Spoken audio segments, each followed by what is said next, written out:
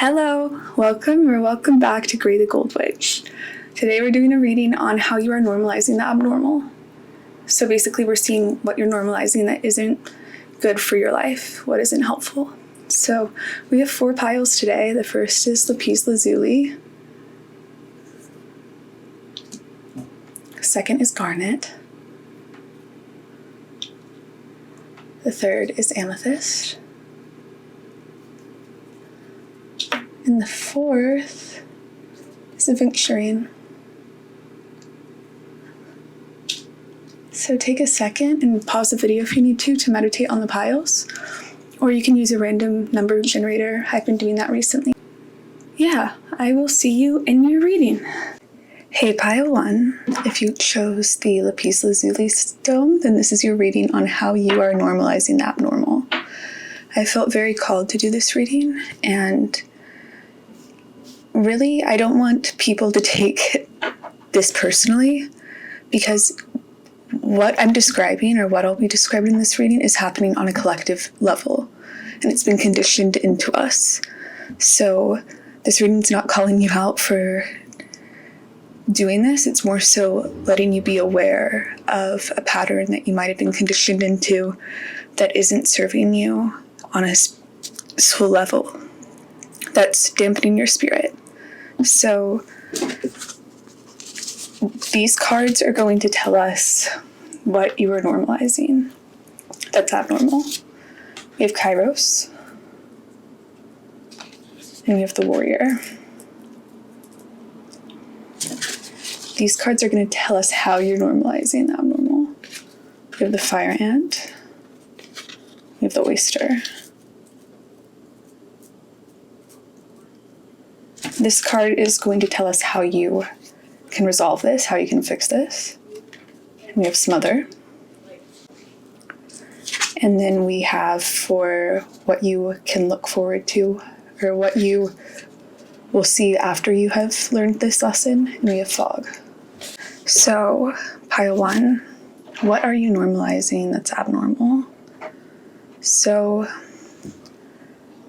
this has a lot to do with time, and I think that's really interesting because time is one of the few things that we know is relative to Earth, and we don't know in the spiritual realm. Well, we know that the spiritual realm has a different time continuum, and a different time continuum that interacts with our world and shows that time isn't linear to us. It's like whenever time feels like it's standing still, or you go on a walk and it feels like no time has passed and a long time has passed, it's that feeling of time not always feeling the same, having different experiences with time, being on a psychedelic trip and really feeling that second time continuum that is spirit interacting with our world. And what Spirit's saying is one way you're normalizing the abnormal is by fighting against time. I think you're really stressed out by schedules and by what you have planned and getting from point A to point B. You really fight against time because, and this I think has to do with a fixation on the details without a awareness of the bigger picture. And this is like totally normal. This is something that in modern society, I think everyone has become accustomed to. In modern society, and we have become conditioned to believe that we must move as fast as possible. Time's running out. We must fight against time. We must do as much as we can in the time we have. And I think that this all stems from a fear of death to some extent, an avoidance of death more so, that there's a limited amount of time. And so people run and try and do as much as they can, and this just leaves a lot of stress on the individual because the collective is conditioned to perform at an optimal level at all times. It's like the root of how our society works. There is a different way to process time, though. and there's a way to live without fighting time. And I think this is being aware of your fixation on time and how it disempowers you. It seems like Spirit's saying that time influences a lot of difficult, like bad behavior, self-sabotaging behavior, impulsive behavior, because there's a fear of a lack of time. And this fear can lead to doubt about one's own potential and what they can do, because we have a limited amount of time. People fear presenting their gifts to the world and making a difference in that way, because with a limited amount of time, there's a scarcity mindset that comes up. And so it's saying the fight is not against time. You shouldn't be fighting against time. You should be letting it aid you. Because with mythic timing, with divine timing, things happen at the speed they're meant to, and there's no rush. And good things come to those who wait. Really, divine timing is all about patience. And whenever this patience is forgotten by society, the individual will go into self-sabotaging behavior and go into comparison with other people and get caught in this rat's race. It's like a competition, this race. And it makes people who really should share their gifts and beautiful talents fear public exposure, and also make this mob mentality of people who feel like life should be lived a certain way and recoil against people who live life differently. Our relationship with time has really caused a lot of conflict, because time comes to our aid. We're resistant to time, but time really helps us in this process of living on Earth. And it's because of our fear of death and our fear of what lays on the other side, rather than a trust in where our lives are headed and what's on the other side of this, on that other time continuum. That's how we find confidence in our lives and come to have a good relationship with the life process. Spirit's saying the problem is people don't see the second time continuum, how things changed for them within a moment. Their whole life changes, these divine timings that course correct them, that really makes things like the spiritual anomalies that happen. Whenever people rationalize these spiritual events that happen and aren't able to look at the big picture, but are so fixated on the trees for the forest, they just can only focus on the small picture, which is a lot of like what we do in society. Is we, like, when we work jobs, we really focus on a small subset of life, or systems and laws that humans have created that aren't based in like the natural flow of life. And by doing this, we get fixated on a system that is in some way, although it's true, it's true for like the society we live in. It's not true on a fundamental spiritual level, if that makes sense. And it really takes people away from the divine truth of time, and feels like because those industries and those things that humans have made have expectations of efficiency and fastness and optimization. This is why like our world has become so anxious and fearful. It's because we live with a difficult relationship with time. And if you trust timing, you'll have a lot more freedom in this life. And Spirit's saying that you can do this even if everyone else isn't doing this. You can trust time and be patient in time. and realize that it's not about quantity, it's about quality in your life. In modern society, we're so caught up in quantity, but what really matters is the quality of the life we're living. People talk about abundance in a monetary sense, but abundance is so much more than that. It's innate happiness and serenity. And my value system, like so many people, I feel like, make choices based on the money they'll make. I make choices on how I'll truly be happy, because my value system is that I just want to be happy. And I know that money doesn't equal happiness. I mean, money helps, and I'm not invalidating that, but I think it's like, what higher power are we going to choose to follow? Like,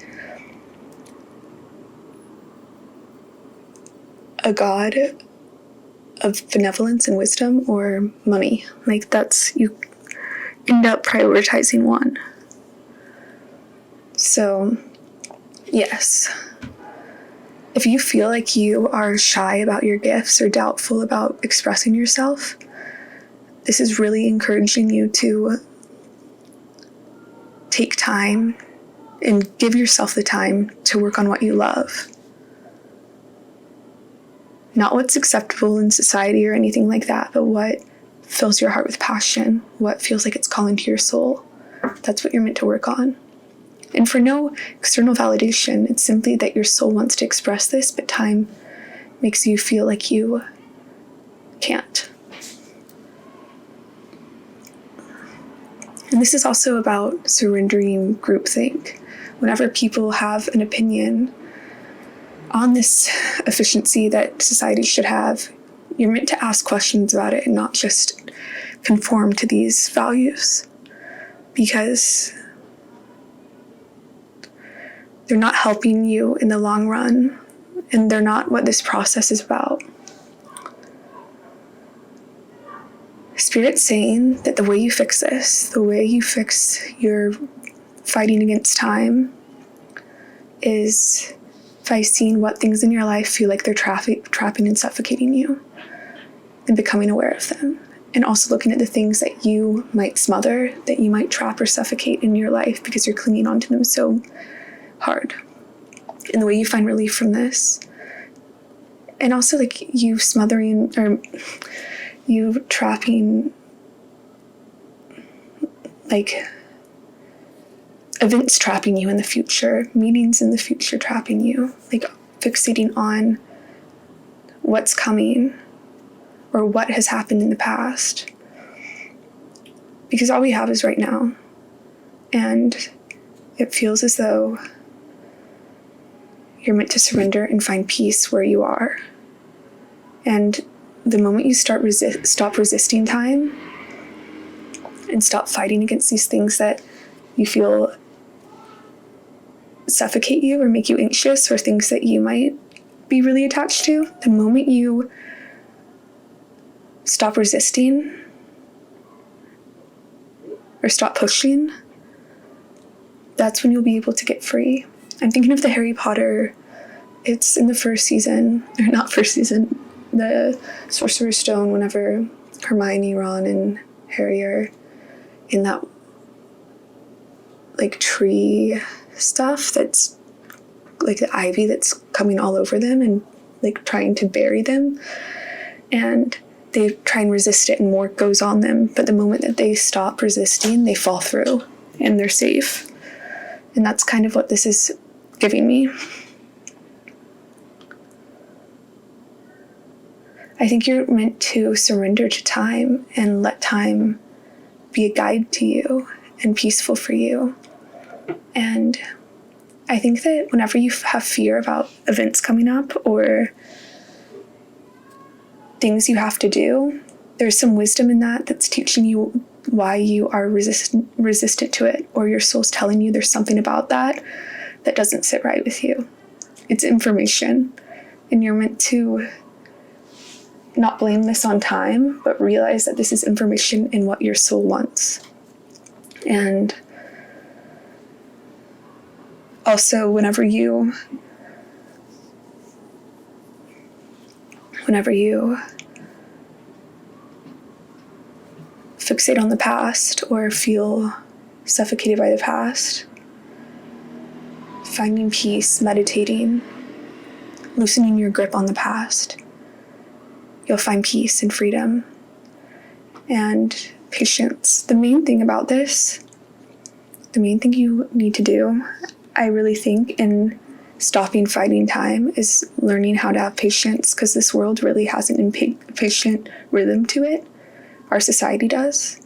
And being able to find patience amidst this chaos will give you the strength you need to create what you really want to create, and the ability to see through illusions that don't serve you in the long run. This is a better way of protecting yourself. So, this is what you'll get from this process. And what this feels like is you might feel a lack of clarity on what's coming for you because you've been holding on so tightly to controlling time that you'll feel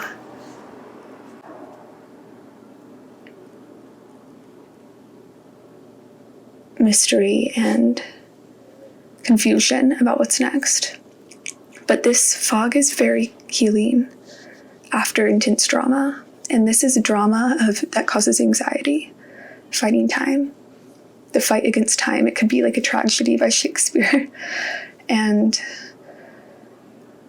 this will give you relief in knowing that this drama doesn't need to define you or devalue what you do. You don't have to fight, you don't have to do things to compensate for this value system. But what's interesting is this fog will lift in mythic timing. You have no control over when this fog lifts. You have no control over when the events you want to happen in your life will happen.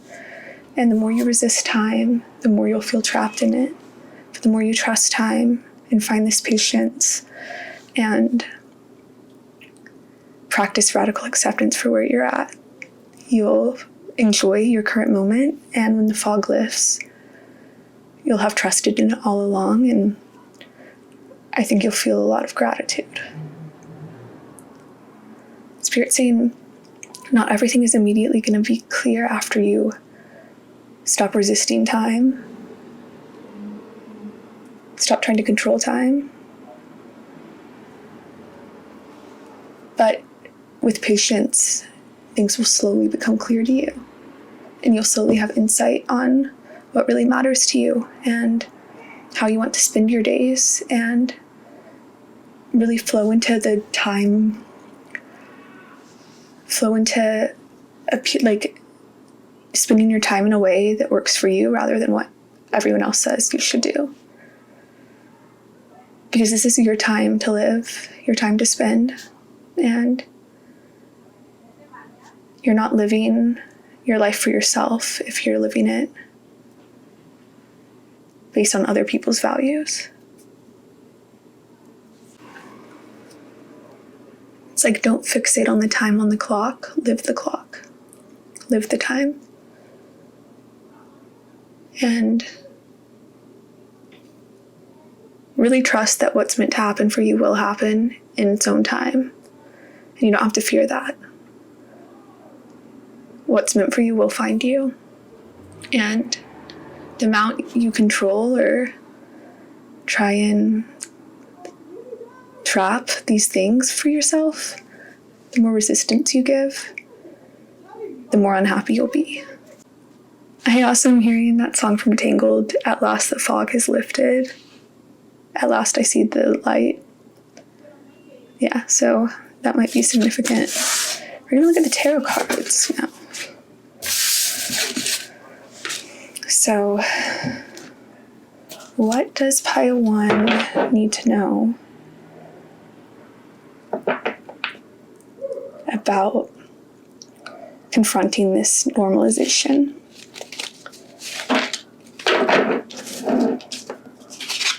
The Knight of Coins in reverse. What are you trying to show pile 1 through this revelation? Okay. We have the Page of Coins and the Page of Wands.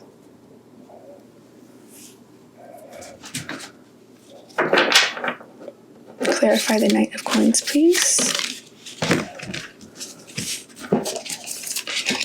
And clarify the Page of Wands.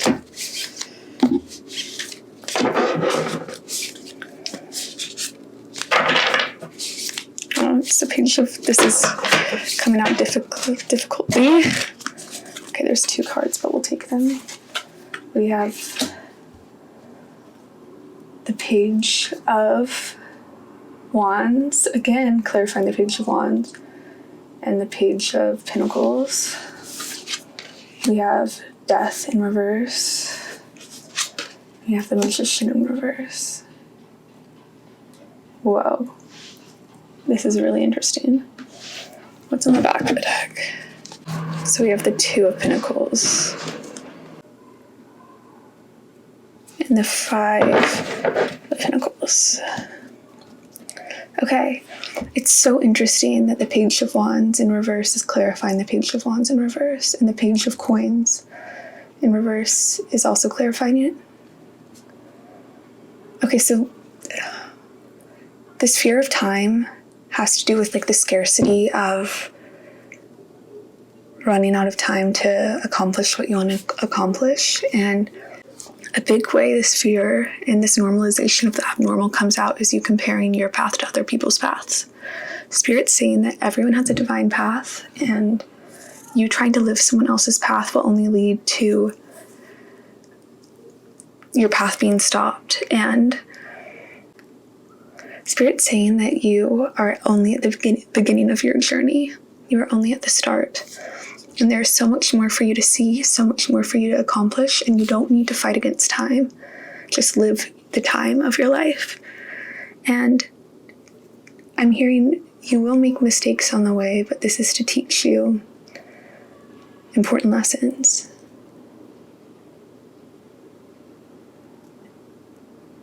And it's almost as though, yes, there's a perfectionism here and a fear of things going wrong, a fear of like the little deaths within life, like moving, like relationships ending, those little deaths that bring new life. And Spirit's saying you don't want to be stuck there. And the best thing you can do for yourself is have care for your life and nurture your life and have care for yourself and know that this is a hard process. Rainier Rilke wrote that our future is like the sun, it's fixed, yet we move around like the planets in infinite space. How could life not be difficult for us? Time is a difficult thing, and it's a difficult experience to live. But you are going so many amazing places, and really you just have to balance out your life and balance out how you perceive yourself and know that comparison has no place in your life. I think you're really wanting things to happen quickly. You're wanting things to happen at a fast speed. But this is halting your progress, and you're meant to go slow and have this patience. When you go at this overwhelming speed and make reckless decisions, it hurts your growth as a Page of Coins. And I think you really want to get to this level of the Knight of Coins and move forward. But there's still lessons you must complete. There's still experiences you must have. And when things aren't working out, it's not rejection against you. It's rejection. It's just the energy not aligning and you're being brought somewhere else. This might have to do with you putting your worth on these external things. And it's interesting, I was talking about a fear of death at the beginning, and death is here in reverse. There's some things you have a hard time letting go of. And you try and control your time and fight against time because you want to control it and you think you know what's best for you. But you don't always know what's best for you. You are just at the start of this, and you'll see how everything worked out the way it was meant to. But you really have to just trust and know that what's meant for you won't slip you by. And yeah, I just think that you've also been surrounded by people who might have been very competitive and difficult to be around and might have led you in a direction that wasn't good for you. And you've been rebalancing out your life. And when you get the intuitive hit that something might not be right for you, take it. Trust it. It doesn't matter what societal expectations there are. If it doesn't feel right for you, trust that inkling. Anytime I haven't trusted that inkling, I've been really regretful after, because that intuitive hit is correct.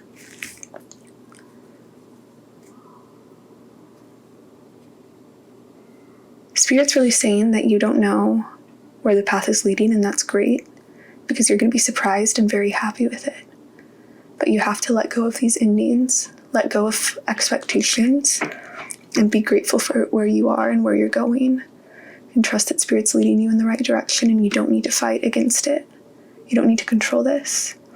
You need to honor yourself and see how precious of a soul you are, and that you're exactly where you need to be on your path right now. There is nothing you should have done differently. There is nothing you should do differently. The path is unfolding as it is. And don't let your desire for speed and impulse knock you off your feet, because I'm really seeing patience is the key to you coming into this success. And this is also, you don't need to show off with speed and this fastness.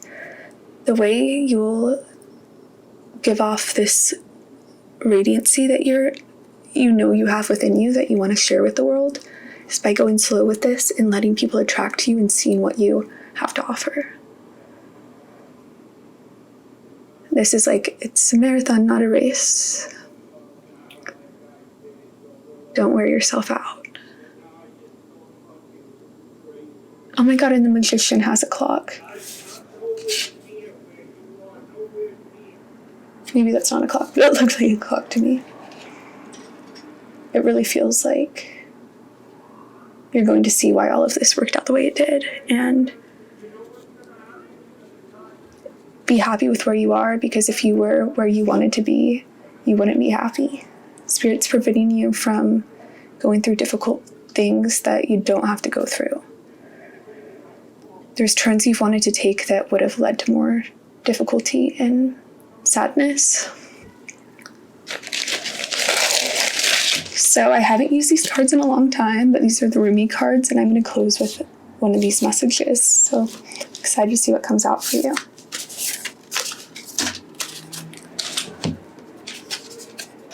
From nothing to everything, bro.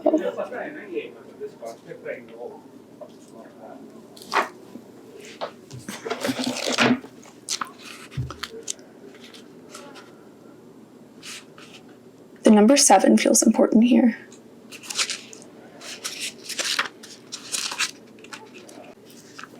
Oh, my friend, if you're longing to be written on, become a blank page.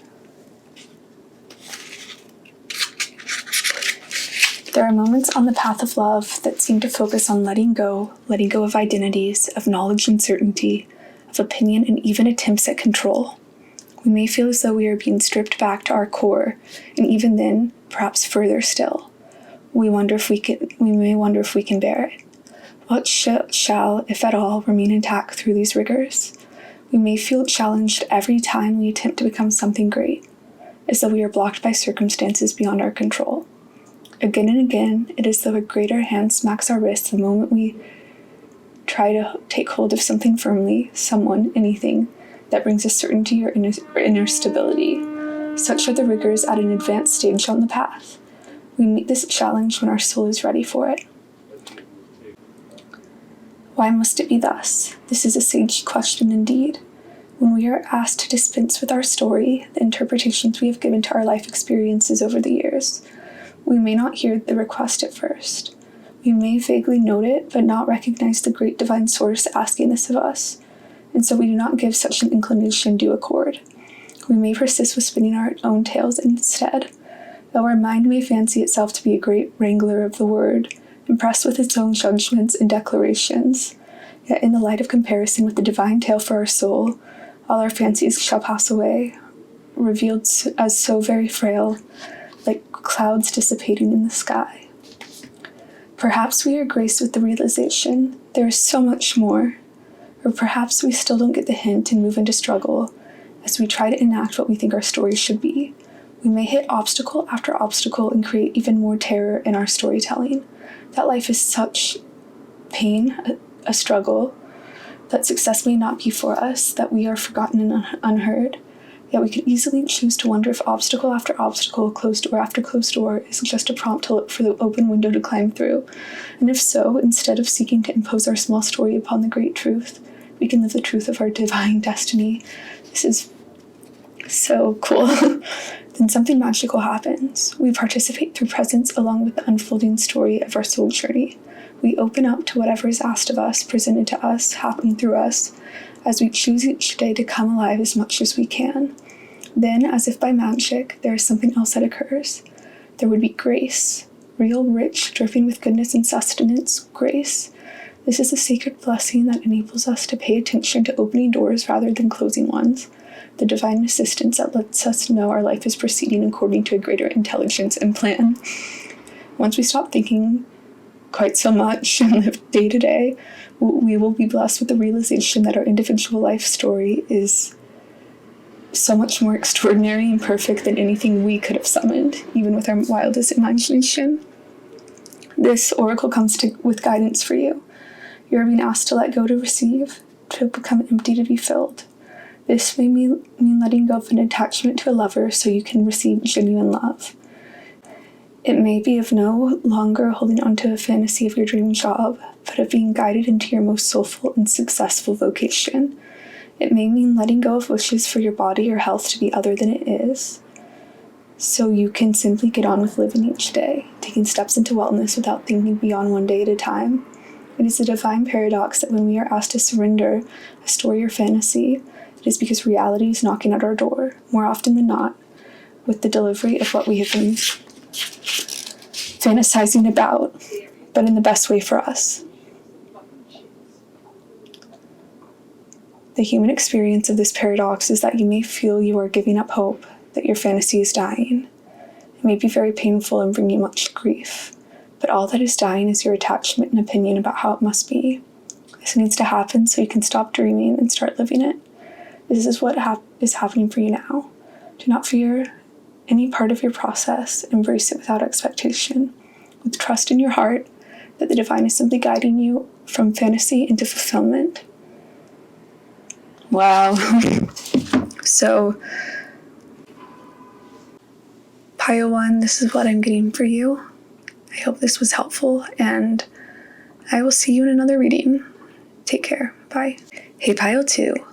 If you chose the Garnet Stone, then this is your reading on what you're normalizing that's abnormal. So we're going to look at the energy of what you're normalizing, look at exactly what it is, how you can fix this normalization, and what you'll receive for doing this for yourself. So I also want to mention that this is on a collective level. So in no way is this calling you out. It's calling out a pattern that humans have. And if you pick this pile, then it's something you might fall prey to. So the first card for what is abnormal that you're normalizing is what is hidden will be revealed. And for how you're normalizing it, we have Thanatos. For how you can fix this, we have the Cobra and the Turtle. And what you'll receive for doing this is sugar. Pile 2, what is abnormal that you're normalizing? This is really about self-destruction. And this reading is going to go pretty deep into the shadow aspects of your being and of humanity. So if you're not feeling like kind of diving into deep healing work right now. If you are not in a good place, I would recommend not watching this right now. But if you want to do this work and are okay with being shown these things, then I would stay, because this is a really profound pile. So immediately with what is hidden will be revealed, I am taken immediately to the Bluebeard story. And it's a fairy tale that's an archetype for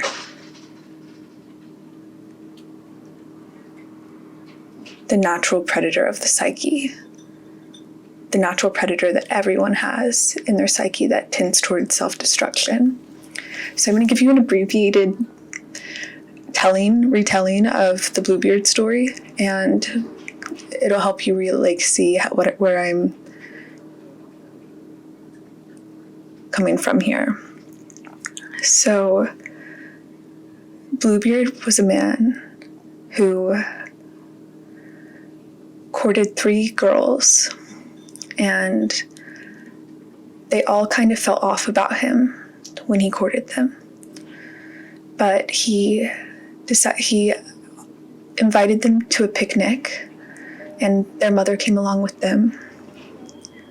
And he took them riding horses and had just a plentiful picnic. And when they got back, all 3 of the sisters were talking about how nice the day was and how elegant of a man he was. But the 2 older sisters still felt suspicious of him and chose not to pursue him any further. But the youngest sister was swayed by his charm, and whenever he asked to marry her, she agreed. And she got married to Bluebeard, and he went on, and he lived in this very abundant castle, and they lived on the grounds together. And he was just, this wealthy, powerful man, and he had to go on a journey outside of the castle. And he told her she could do anything she wanted, roam the grounds of the castle, enjoy whatever she wanted. He gave her a big ring of keys. He said, the only thing you are not allowed to do while I'm gone is use the tiniest key with the skull, with a skull on it, and she said, okay, and he left. And her 2 sisters came over and asked what he told her. And she said, we're allowed to do anything on the grounds except use this key. And they were like, well, we need to figure out what this key opens to. So they went around all of the castle and all of the wings of the house and used the keys to unlock different things. And they couldn't find what unlocked with the skull key, this tiny key. And finally they found a little tiny door secluded in an isolated hallway of the castle. And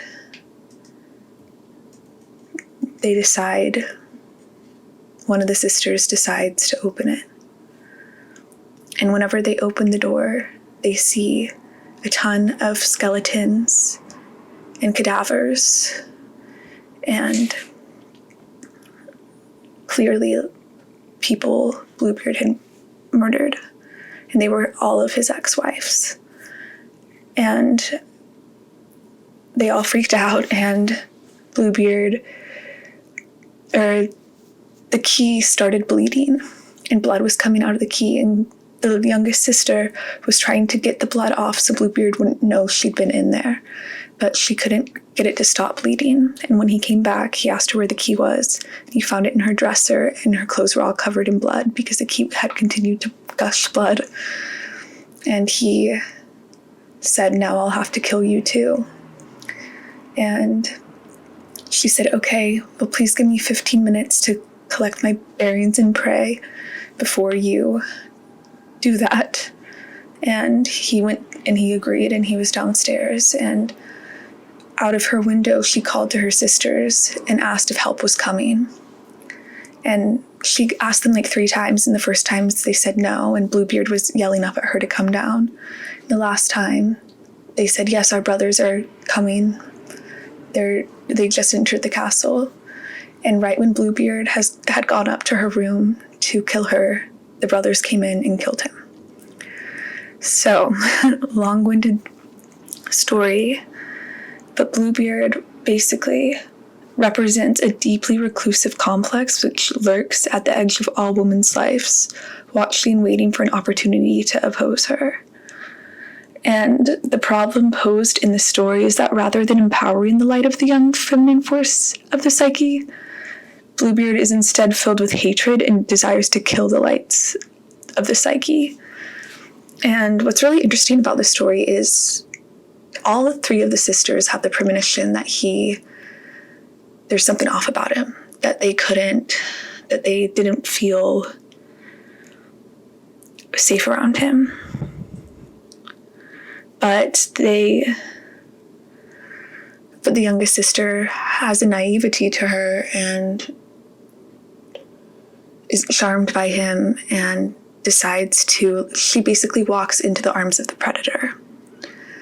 And because she isn't able to recognize who or what the predator is. And this is something we all do in our lives before we realize that there are malevolent things in the world. We almost have to use that trial and error to realize that there's things out to get us. And both within our brains and outside of us, there's a force that will act in opposition to the instincts of the natural self.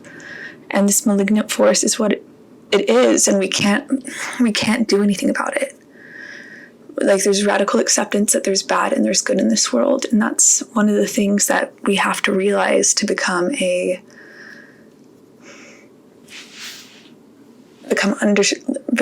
knowledgeable about the way the world works. And what we have to do to fight back against this force is to recognize it and protect ourselves from its devastations, and ultimately to deprive it of its murderous energy.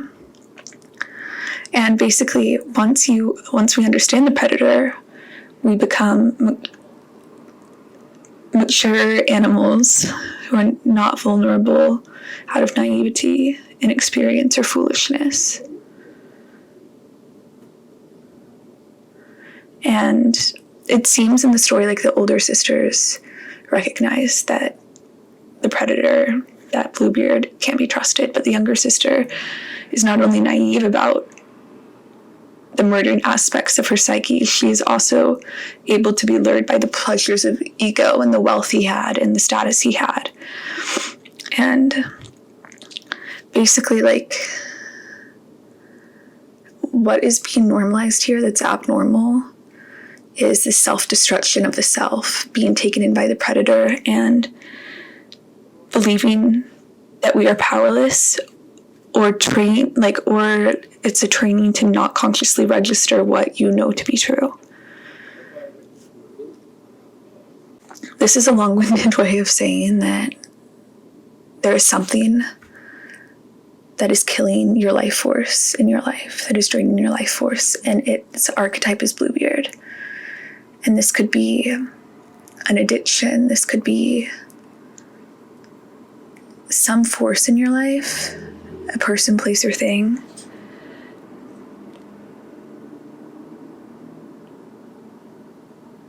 that is assassinating your most crucial dreams, goals, and hopes. And it's something that is disguised as a good thing, that can be passed off as a good thing, that is really malevolent. It pretends to be benevolent, but it's malevolent. And this is something that our ego tries to pretend, our ego tries for us not to be able to see this anymore. But once we see it, we can't unsee it. And basically the way out of all of this torture is to have the key and allow ourselves to realize that we're being self-destructive, that there's something in our lives that's destroying our lives. And the key represents permission to know the deepest, darkest secrets of the psyche, and in this case, the something that mindlessly degrades and destroys a woman's potential, or a man's potential, but I've learned the story from the female perspective, so take what resonates. But the way to realize this destruction and transform it is to ask the right questions. This allows us to become conscious. They're the keys to swinging the door open and seeing it. And questions like, what lies behind this door? And what of me has been killed and lays dying once the door is open? And the main thing is, the way that we succeed at this is being able to stand what we see. This is using turtle energy and seeing the absolute deep truths of the world through our life's experience. Really recognizing the truth of what's happened to us and letting ourselves go to the light and rid ourselves of this predator in our lives. Once you realize you're prey to something in your outer environment, you want to rid yourself of that energy, and allowing yourself to be taught about this, learning about how this works, this will heal you. And you'll empower yourself not to be destroying your hopes and dreams and the things that your life force and soul really want. Because when the daughter trades in her dreams and her life force for Bluebeard, she does it because of his wealth and his charm and what her ego's attracted to.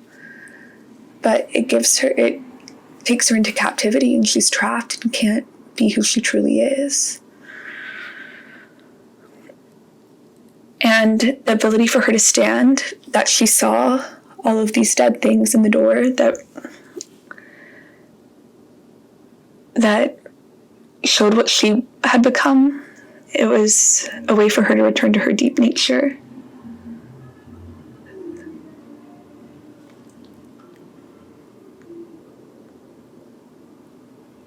Yeah, the ego most certainly wishes to forget it ever saw the room, but the key will continue to bleed, metaphorically, and it's inevitable that this force will be revealed for what it is. And even though basically whenever someone sees the truth of their self-destruction, they awaken to their blood loss and therefore are just beginning to live. So this is like coming out of a very difficult period by realizing that you have autonomy over your life. So what's been normalized that is abnormal is being trapped in these self-destructive loops by a person, place, or thing in our external environment, which shows that our inner world is also being self-destructive. And this is being able to have consciousness over the patterns we're in. Like, this is an example, but a girl who continues to have Blackbeard-like relationships, dating self-destructive men, she will eventually be conscious that there's a pattern that's not working here. But part of her will continue to hope that that feeling of paradise or that feeling of benevolence that she had been promised would come through. And she knows that she needs to look at a different value, but it's still difficult to break this. And that's something that Spirit's saying, is that this is a very difficult cycle to break. So this is allowing yourself to see the truth and internalizing it and learning from it. And so there's something that is in your life that, and this could be literally anything, but this is something that is destructive to you, that has been normalized by society, or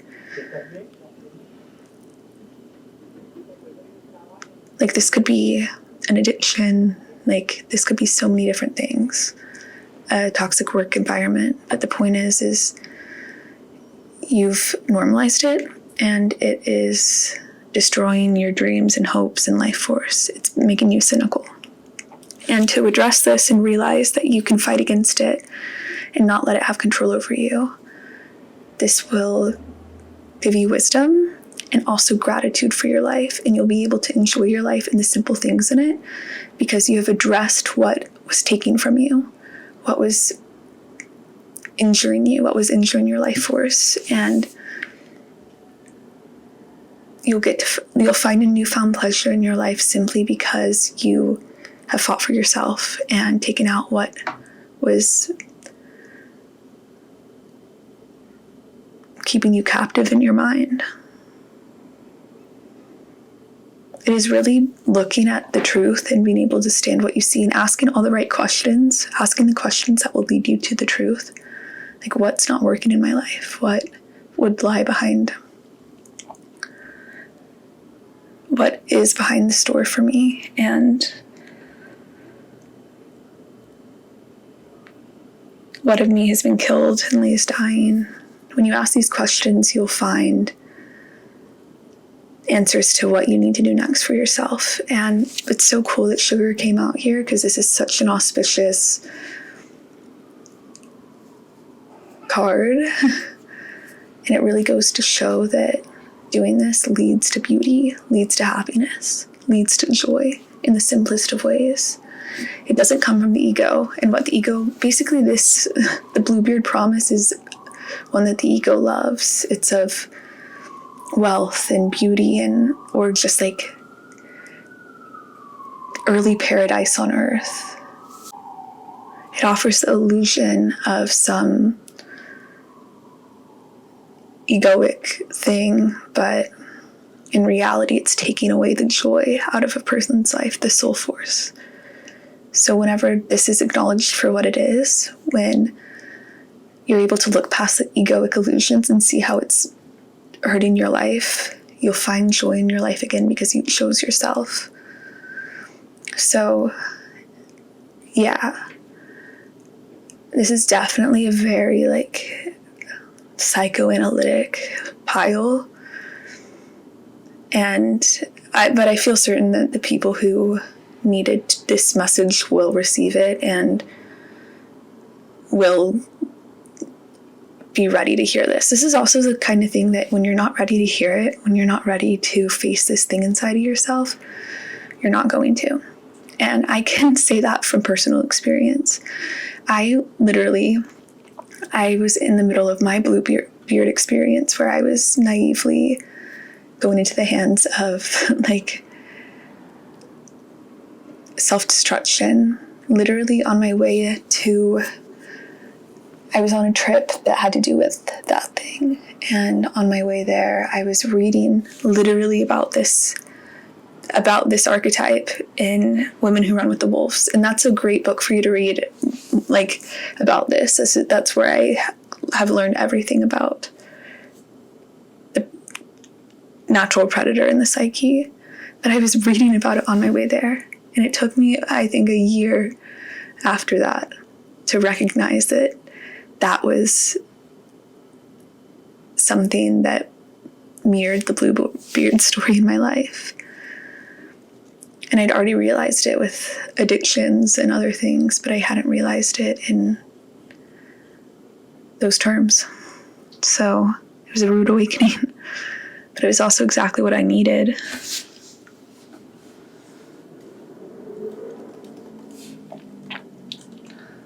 And now I realize I won't put up with less treatment than I deserve. And I also realize that I can trust myself going into any situation because I won't be naive going into it. I'll have a shrewd eye knowing what to look for and what will empower me and what won't. So we're going to look at the tarot cards now for additional information for you. Yeah, okay. See, this reading has been really hard to do too, this pile specifically, because it feels like the natural predator of my psyche is saying, you're doing this pile wrong. It's like that malevolent force inside of us that just wants to contradict us and degrade us. And so of course, when I'm working on this archetype, it's going to come through in my psyche. It's just frustrating because I'm how, like, am I saying the right things? Is this coming across right? And the thing is I feel like this will also only resonate or really be received by a handful of people, because this is a really hard topic to listen to. The inner predator of our psyche will fight with all of its might and with all of our egos to, like, diminish this topic, because it's the root of self-destruction in our brains. It's like, once you have power over it, you have a lot more freedom in your life and happiness. So, yes. What does pile 2 need to know? We have the 2 of Swords, Judgment, and one more. The 4 of Wands. Okay, and I'm going to clarify them with a different deck. So we have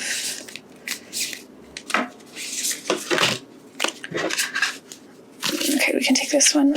We have the Page of Pentacles.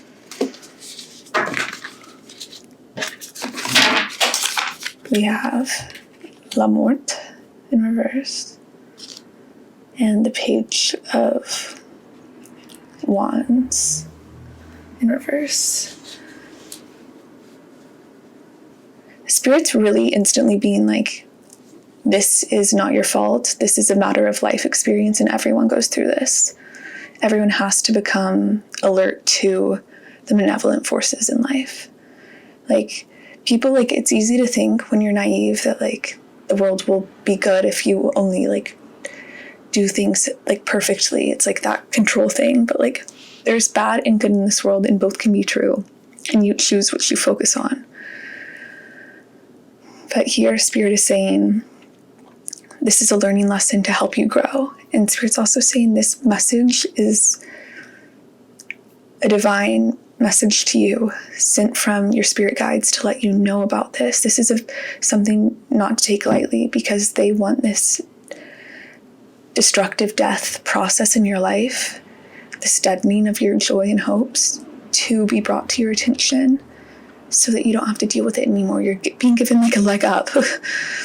And you're just going to be so happy and celebratory and blissful once you fight this predator of the psyche and remove it from your external reality, because our inner reality is reflected in our external reality. So if you are having this in your inner world, you'll have it reflected some way in your outer world, and vice versa. Spirit saying,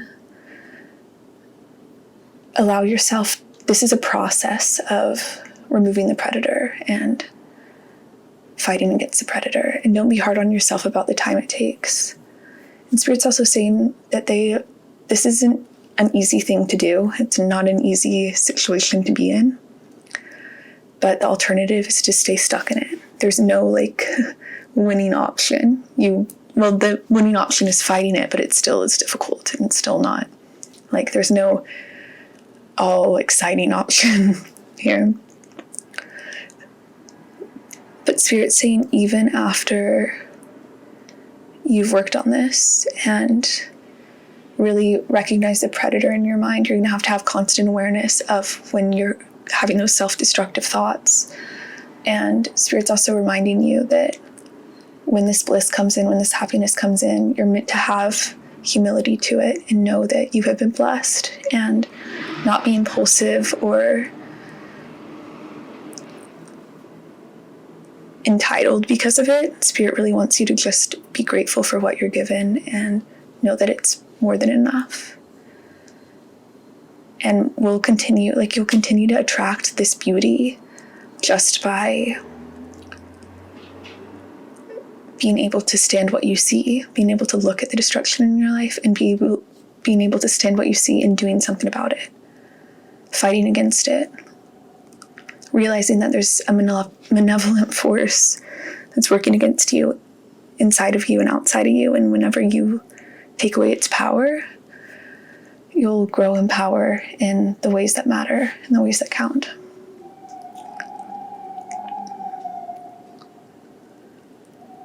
Spirit's saying you're still going to make mistakes. Like, this isn't like one time fix and like you're good. Like this is something you have to work on, but awareness is the first step, and this will really change your life. And I think you'll find connection and harmony and connection that you hadn't been able to find before because of self-destructive behaviors and not really showing your true self. You're going to find people who've done this work too and are continuing to do this work with you. Okay, so I want to pull, to close, we're going to look at the Rumi Oracle cards, and I'm going to read a passage for you. This is like, this deck always says what needs to be said. From nothing to everything.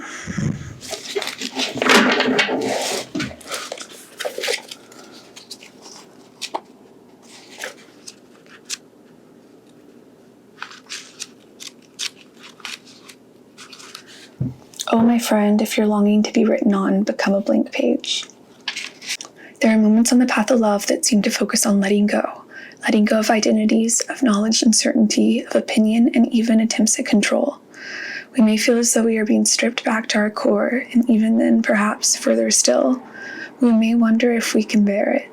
What shall, if at all, remain intact through these rigors? We may feel challenged every time we attempt to become something great, as though we are blocked by circumstances beyond our control. Again and again, it is as though a greater hand smacks our wrist, the moment we try to take hold of something firmly, someone, anything, that brings us certainty or inner stability. Such are the rigors at an advanced stage on the path. We meet this challenge when our soul is ready for it. Why must it be thus? This is a sage question indeed. When we are asked to dispense with our story, the interpretations we have given to our life experiences over the years, we may not hear the request at first. We may vaguely note it, but not recognize the great divine source asking this of us, and so we do not give such an inclination due accord. We may persist with spinning our own tales instead. Our mind may fancy itself to be a great wrangler of the word, impressed with its own judgment and declarations. Yet in the light of comparison with the divine tale for our soul, all our fancies shall pass away, revealed as so very frail, like clouds dissipating in the sky.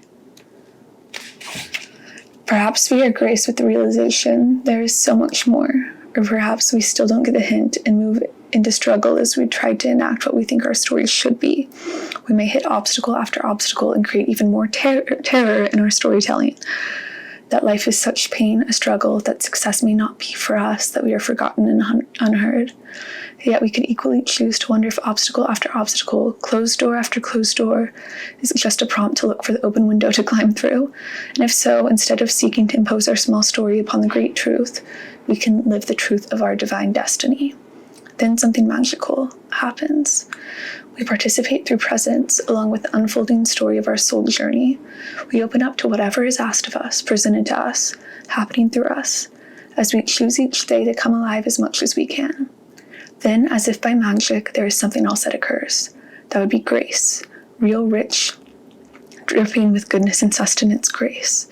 This is a sacred blessing that enables us to pay attention to opening doors rather than closing ones. The divine assistance that lets us know our life is proceeding according to a greater intelligence and plan. Once we stop thinking quite so much and live day to day, we will be blessed with the realization that our individual life story is so much more extraordinary and perfect than anything we could have summoned, even with our wildest imagination. This oracle comes with guidance for you. You are being asked to let go to receive, to become empty to be filled. This may mean letting go of attachment to a lover so you can receive genuine love.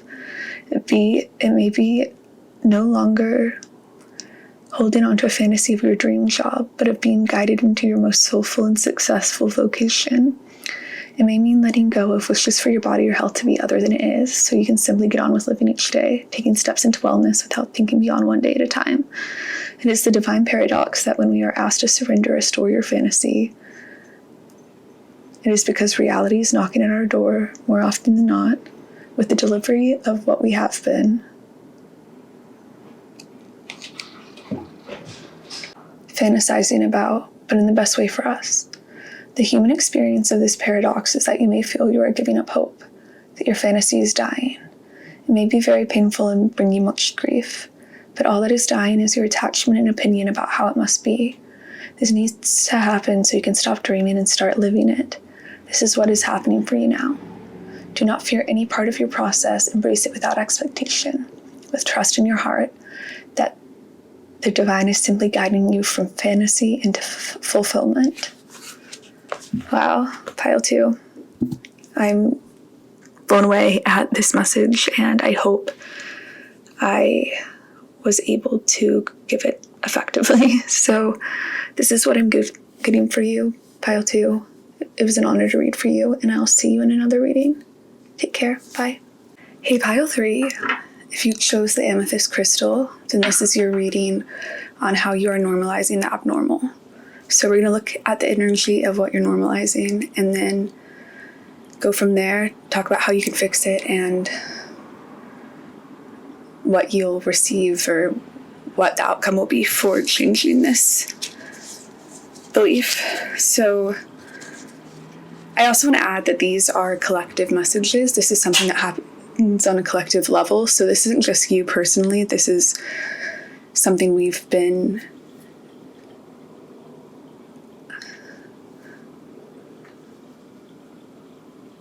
conditioned to normalize. So the thing that you are normalizing is the vision. How you're normalizing it is justice and shared tenderness.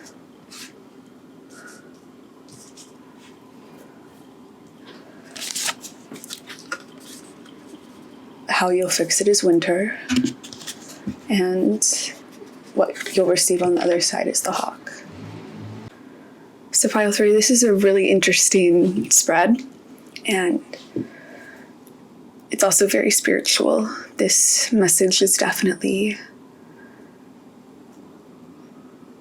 very spiritually profound, and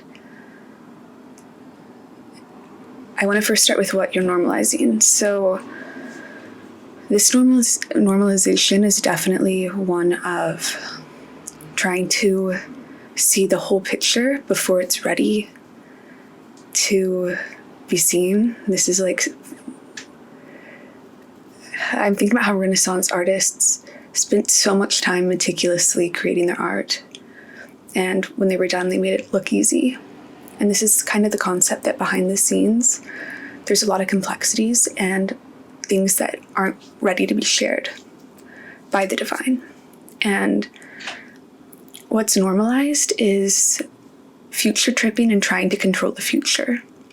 Because Spirit is saying that no matter the outcome, Spirit is taking you to your highest good. And you have a very close connection with this spirit realm. You definitely have some psychic abilities in some way that drew you to tarot. And Spirit's saying that I just heard not all that who wander are lost. But this normalization is of trying to control the future, of thinking that if you think enough about outcomes or think enough, obsess about a love interest, that will in some way control the outcome and make it fit the picture that you're trying to make it fit. It's like trying to be a puppeteer to things in your life. I just watched Being John Malkovich for the first time. I don't see how that relates to this pile, but I'm throwing it out there into the world. Spirit's saying that you have an innate knowing that things will work out in the end, but you don't have to try and control it to get there. You just need to trust in Spirit that where you're being led is where you're meant to go, and that you are being led to what you desire. It just might not be in the way you expect. And what Spirit's saying is tarot for you is an amazing way to have a conversation with Spirit, to be guided in your perspective and beliefs, and to learn more about your psychoanalytic process, what your subconscious is saying to you. there's a lot of beauty that tarot can bring you in your life, but Spirit's cautioning you that trying to control outcomes based on tarot or fixating or obsessing over love interests isn't very productive to your life. And when you fixate on one person working out or one outcome happening, you kind of lose trust in Spirit that they're bringing you to your great love, or that they're bringing you to the best outcome possible for you in the long run. It's like you're getting fixated on the little picture when there's a way bigger picture that needs to be seen to understand why things are happening the way they are. I am hearing It All Works Out in the End. Wherever you are, that's where I am, by Maggie Rogers. That's where I am. Spirit's saying that you're meant to have a level of detachment to the minutiae that happens on a day-to-day basis for you. Let things unfold as they are, because it feels like this is a marathon and you're trying to solve things with 180 sprints. 180, I don't know what 180 meter is. That might not even be a race, but you're trying to go really fast and understand these outcomes very fast. And it's almost as though you're missing the point. And the point is that Spirit's just saying you're staring at the trees looking for the forest. And you're a very smart individual who is very connected to the subconscious and to the spirit realm. And they're saying that when you have this detachment, you'll have freedom and also be able to make headway on the path that you're meant to go down. You'll have a self-confidence because Spirit has bestowed that upon you. And you lose that when you look too close at something. You gain it when you take a step back. When you let Spirit in, you make space for Spirit to work their magic, rather than you thinking you know what outcome is best, because you might think it's best in the short term, and it might give you instant gratification, but sometimes it's not what you need in the long term.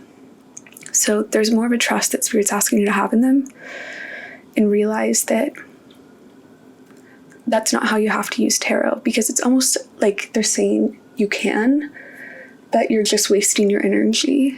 And you're meant to trust that winter is a state that happens where time stands still, where we hit pause and we might feel discomfort or long for the spring. But it's a time that we're meant to rest and trust that the divine is creating in this period. This is a period that the divine works in and prepares within this stillness. And I love this, the phrase that the winter is the pause between the inhale and exhale of the breath. And it really feels like getting comfortable in this state, detaching to be comfortable in this state.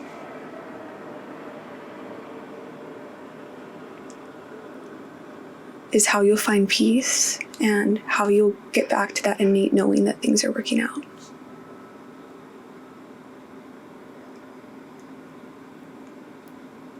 Because when you get too close to the problem at hand, you lose perspective and lose the spiritual gift of knowing that things are headed in the right direction. There's a trust that Spirit's asking you to have in them. And they say, we're here to guide you.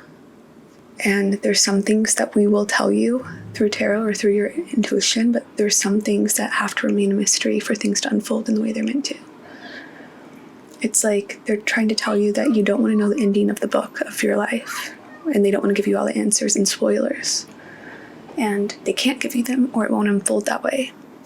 And Spirit's saying, we have given you the insight that things are working out, and you're meant to hold on to that, rather than trying to control things to work out in the way you want them to. this is like a subconscious thing that we do where we cling to control, but control is an illusion, and your best bet and the way you'll practice peace and serenity is knowing that things are working out and you're in the care of your higher power. Even if you can't see it, the forest for the trees, you can scoot back and try to. And that's so interesting that the hawk, it came out for what you'll get out of this perspective shift and refusing to normalize the abnormal, which is this control of the future. And the hawk obviously flies above trees and can see the forest for the trees, and that's what you'll have. And the hawk also, like, I love the fiery imagery behind it. Like, this is like actionable energy.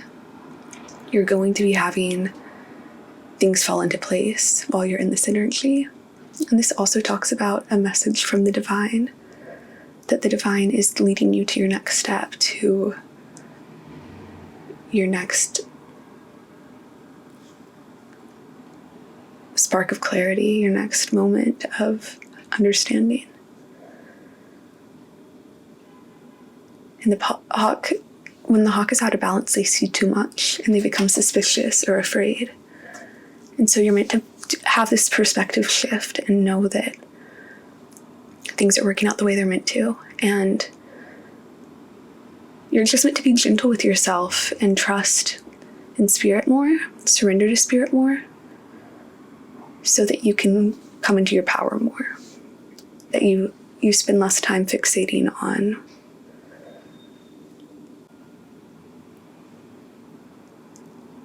things that don't matter in the long run. I just got an image of someone sledding down a hill in the winter, and that spirit saying you're still moving even during these periods that you can't see it. And spirit saying handing it over, like handing your will over and trusting that spirit's going to lead you to the right thing. Oh my gosh, this is pile 3, and in the 12-step programs, step 3 is made the decision to turn my will and my life over to the God of my understanding. So this is like turning your will and your life over and trusting that it's leading to the best possible outcome. And you're not presuming to know the plan, but you're trusting that even the things that might look like failures or might not look like they're working out, they're taking you in the right direction. I also love how these two smiley faces, like this almost looks like a frown at first, but when you shift perspective, you see that it's also a smile. So even whenever you go through those times that you are fearful and scared of what's happening, you're meant to trust that it's a still time.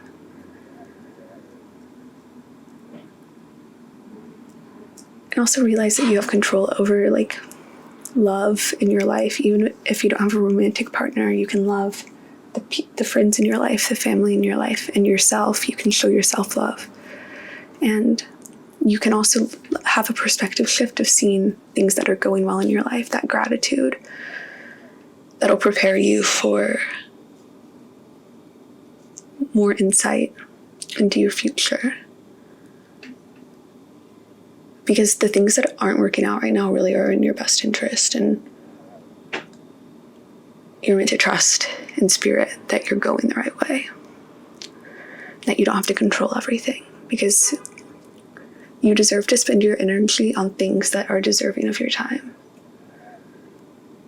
So, yes, let's look at the tarot cards for more information. So, for pile 3, what do you want to tell them? How can they best spend their time? Any additional information?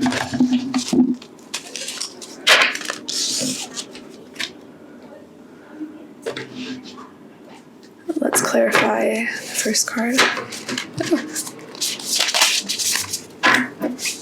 Let's clarify the first card.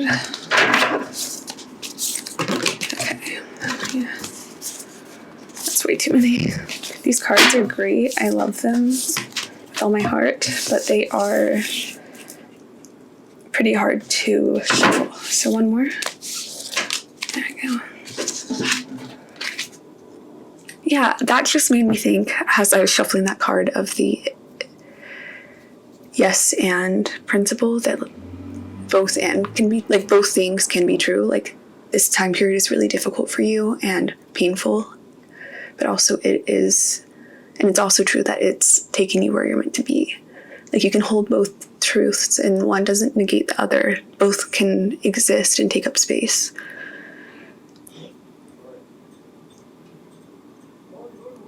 And Spirit's saying that this pain and difficulty is not going unnoticed, and you're really being protected by the spirit realm. So we have the Two of Wands, the Four of Swords, and we have the Ten of Swords in reverse.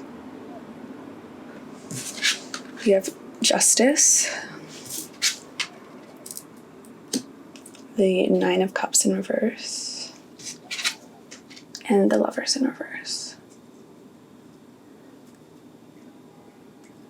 Yeah, Spirit's saying that this attempt at trying to control comes from past pain and trauma and results that you didn't want to happen. But Spirit wants you to look back on these things that didn't work out and look at and be really objective and look at how you might be romanticizing these things and what these things not working out led to that were beneficial in your life. Because you are a beautiful spirit and the right things are coming for you. And some things that you really want to work out are of the ego and your soul doesn't want them. And you're not meant to trust your perspective on what you want as like an all-knowing, brilliant thing. Like, you are a very smart person, but Spirit is just a whole nother level of intelligent, and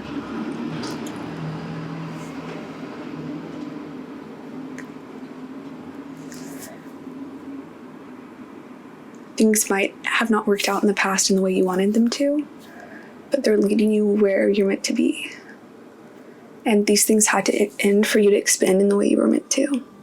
And Spirit saying practicing patience will be key to making this a good experience for you. You'll still make it where you want to go, but it's your perspective that guides this, and you want to be in a positive energy. Spirit's saying when you find yourself getting impatient, this is definitely fear of the ego. And you're meant to check that and tell yourself that there's something about the moon cycles here too, and being aware of them. And knowing that your past pain isn't invalidated by the fact that you're headed in the right direction. This time was very difficult, and you really had to grieve and mourn. But I really, really believe that whenever you look back on this chapter with a lot of time past, you'll see how it led to your utmost fulfillment and how you couldn't have both things. You can only take with you as much as you can carry. And sometimes things have to end for better to come in. I keep hearing it all works out in the end. So you're meant to have patience and trust that things are working.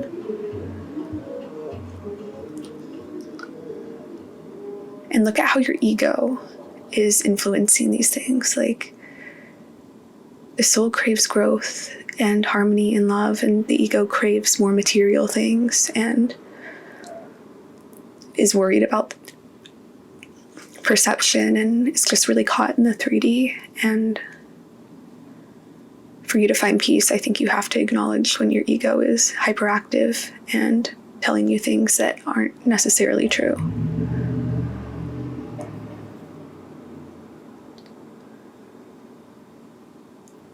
You have support and you have connection coming in your life. And these connections are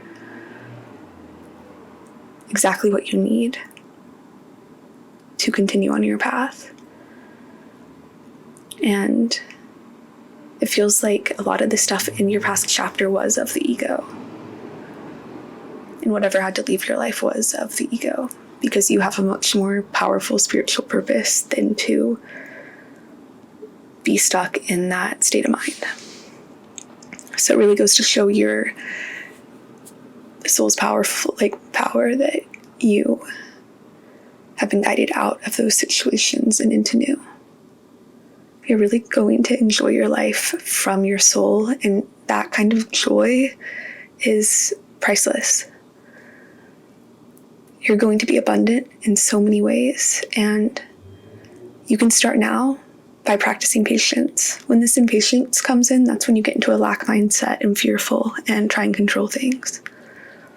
So the main thing I'm seeing here is the way you find joy and the way you find hope is through patience. I just saw 2222 on the timer, and that seems, I think 2s repeating are very synchronistic for you. And there's something patient about the vibration of 2. I want to look at if there's anything else Spirit wants to tell you here. Okay. We have the 6 of Wands, the 7 of Wands, the 3 of Wands, and the 9 of Cups again in reverse. Spirit's really leading you to the 10 of Cups, and whatever, it feels like you're really working hard because of past difficulties, but you're expanding no matter what. And I can see that you're very passionate about what you care about. But you don't have to be clinging tightly to life. You can wear life like a loose garment and things will still work out the same. This is a matter of having relaxation and peace as you live your life. Because there's 2 ways you can live your life. You can live it with peace and knowing things that are going to work out, or you can live it like clinging tightly to it, afraid that things aren't going to work out. And the outcome will be the same either way, and it will work out. So it's a matter of how do you want to spend your life? Fearful or in trust?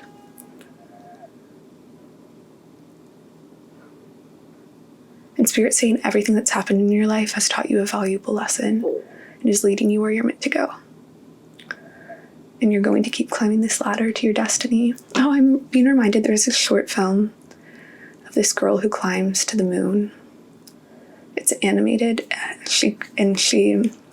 I forget what happens. I'm going to watch that. I think that has significance to your reading. If anyone knows what it's called, I'll try and link it in the comments if I find it.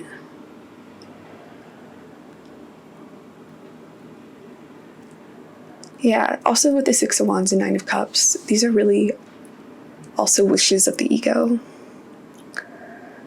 And yes, they are fulfilling, but they're not lasting fulfillment, they're instant gratification. Because right after the 6 of Wands celebration, the 7 of Wands is there to keep fighting for it. And your energy is meant to be spent more sacredly, because we have a finite amount of energy and time. Spirit's saying they want you to spend it in different ways and push yourself to spend it in different ways.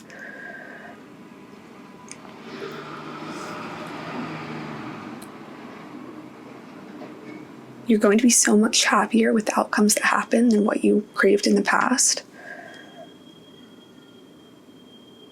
So trust what has happened in your life and trust that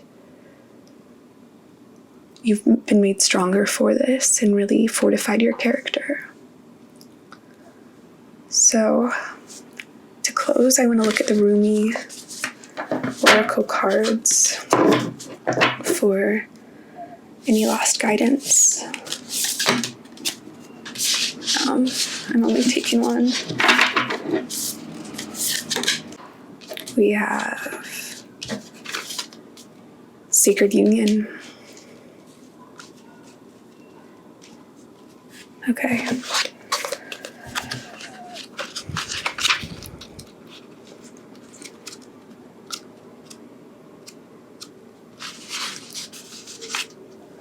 Only the oneness of love and the lover is eternal. Surrender your heart into this union, for all else in this world is momentary. This oracle comes to you as a portent, a sign of that which is to come, and also as a confirmation of your spiritual journey thus far. You have been working to integrate masculine and feminine energies within. Oh, perhaps you have not used those words, but you have been attempting to find the balance between living a surrendered life and leading from the heart, and then knowing when to take the initiative to set something in motion, when to put your body, mind, and soul into getting your shoulder behind something to push. You've been working hard to surrender attachment to plans and how you think things should go. Instead, you have intended to show up for what it is, to seek out the genius of life through unconditional acceptance instead of judging and fearing, resisting what is, as though it were a big mistake perhaps caused by ignorance within. No, you do not need to hide from love anymore. You have been learning step by step how to embrace it and allow it to embrace you. What a journey you are taking, beautiful lucky angel. So your confirmation is thus. You are growing, you are evolving, you are making genuine shifts in consciousness that are allowing you to change the way you are in the world, to become freer, more loving, wilder, more divine. The divine has been seducing you with love and beauty, and now in your surrendered state you are seducing the divine. You are calling such passionate devotion to your cause, such clever and capable assistance, such graceful intervention. The divine cannot resist in the inner healing path you are traveling, or cannot resist your beauty. So keep going with that sacred surrender. Keep believing in the inner healing path you are traveling with such success. Accept this confirmation and acknowledgement close to your heart and keep traveling along your path of love. Keep this knowledge in your heart. You are meeting your beloved. What could be more exciting? The sign coming to you with this oracle is that of great love bestowed by the hand of grace. What that means is there is destiny at play in matters of the heart. There is heart healing and a letting go of past obstructions, suffering, or misunderstandings. You could say, in a way, that the great cosmic matchmaker has taken up your cause. If you are already in a relationship, expect that there will be healing of that relationship in whatever way needed. You may have no sense of how it is going to play out. It may result in a deepening of commitment to your lover, but it will certainly result in a deepening of your own commitment to love. If you are open to attracting a new and significant relationship into your life, perhaps a life partner, soul friend, or other support of your life journey, then the divine is hearing your call and is answering. Let go of your grip. Do not hold onto a particular person, to a particular fear or fantasy. Instead, open your arms as if expecting your lover to run straight into them. For what could be more perfect than the divinely sanctioned relationship entering your life? It will move you. It is likely through romance, but it could be through soul-satisfying partnership, the soul for whom you have been waiting, so your life path and heart-inspired work can continue to develop. It could be through the presence of a child, or even a coming together of your own inner masculine and feminine, so that you finally have a clear sense of your purpose in life and the means through which to take action on it, even if that action is to surrender yet again. This oracle also comes with a particular piece of guidance for you. No matter what has been, what has succeeded and what has appeared to fail, what has been loved and what has been lost, there is only one truth that will prevail in your life, without failure, without exception, and that is love. It is all you are truly seeking, and it is behind every life experience seeking you. Do not stand back from it. Do not put yourself aside. Turn your eyes and pretend you cannot be seen by the world. Be bold. Claim the love that is your divine birthright, and know that sacred union is yours, destined in the heavens and blessed by the great beloved. Wow, pile 3, that couldn't have been more perfect for your reading. I see that loosening your grip and practicing faith are really the medicine for you right now. So, yes, we'll leave it at that. It was an honor to read for you. Pile 3. I will see you in another reading. Take care. Bye. Hey, Pile 4. If you chose the Aventurine Stone, and this is your reading on how you are normalizing the abnormal.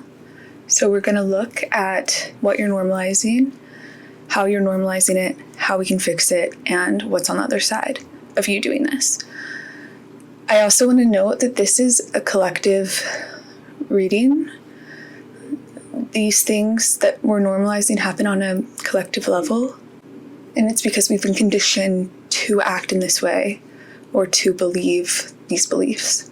So this isn't personal or coming at you. This is more so just so you can recognize patterns that aren't serving you and ways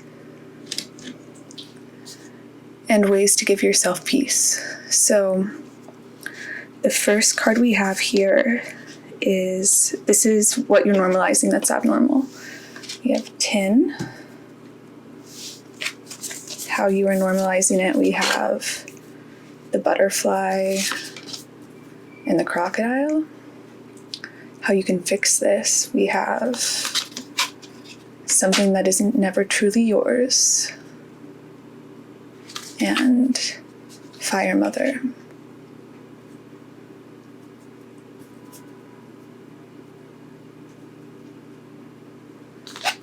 And we have the Judge.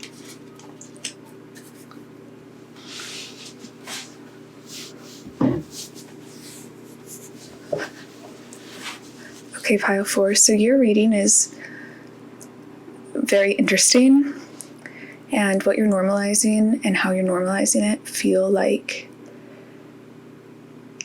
perspective that you've been conditioned to see things in a certain way. And this, I think, has to do with how our society is always telling us to move fast and always like rush towards our goals and act whenever we feel like acting. But Spirit's saying the way people are successful is by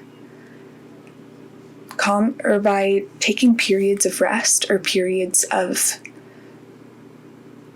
patience where things aren't happening. I think you want things to be happening pretty nonstop in your external environment, and what you're normalizing is an immense amount of pressure on you, and you're not looking at how this is affecting your spirit, because it feels like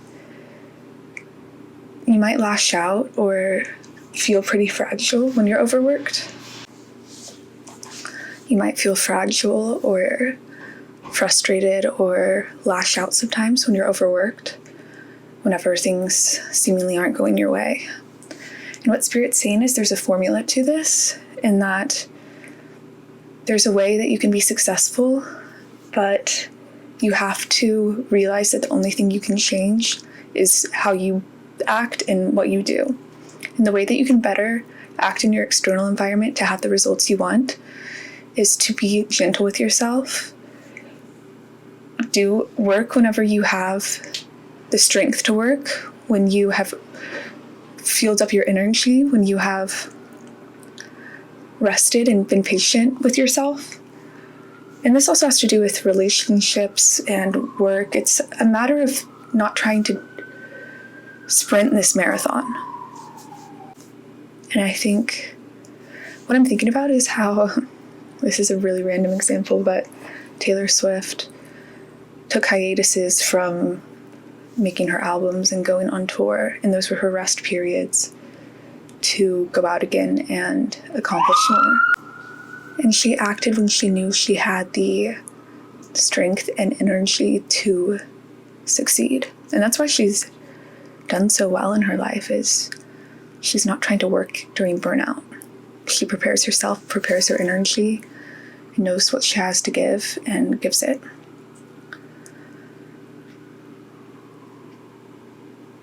It feels like you might be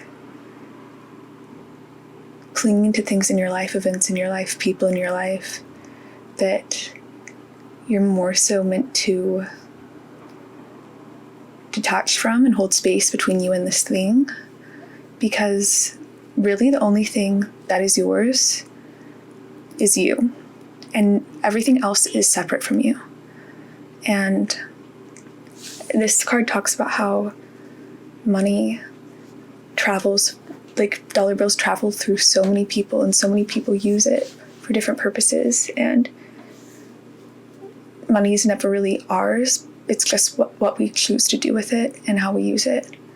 And I think that's really interesting. And the Fire Mother talks about how nobody but yourself is yours.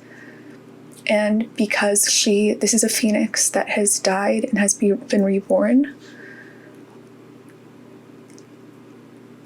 she knows the cycle of death and life and knows that nothing lasts forever. So she cherishes her present moment as much as she can.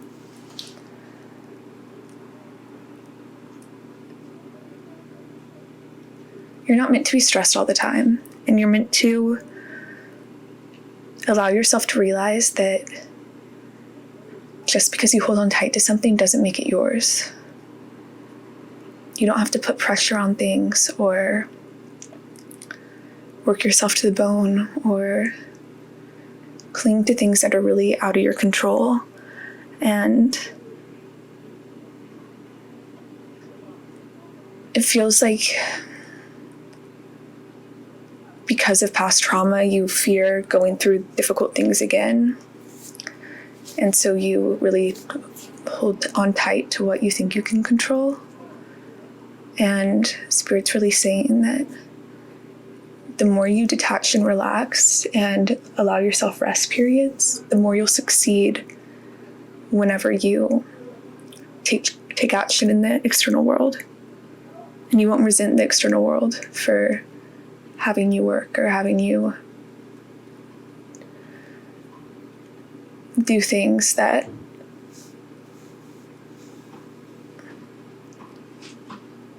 don't just sit around you. So, and it's so interesting in Women Who Run with the Wolves, the author talks about how everyone deserves a rest period. Everyone deserves to come back to themselves and come back to their soul. And she makes a joke that like the world will spin on without you as you go on your rest, as you go home to yourself. And I think you put more emphasis on the external world and what you can do there than meeting your own needs and your soul's needs and giving yourself that vibrancy toward life.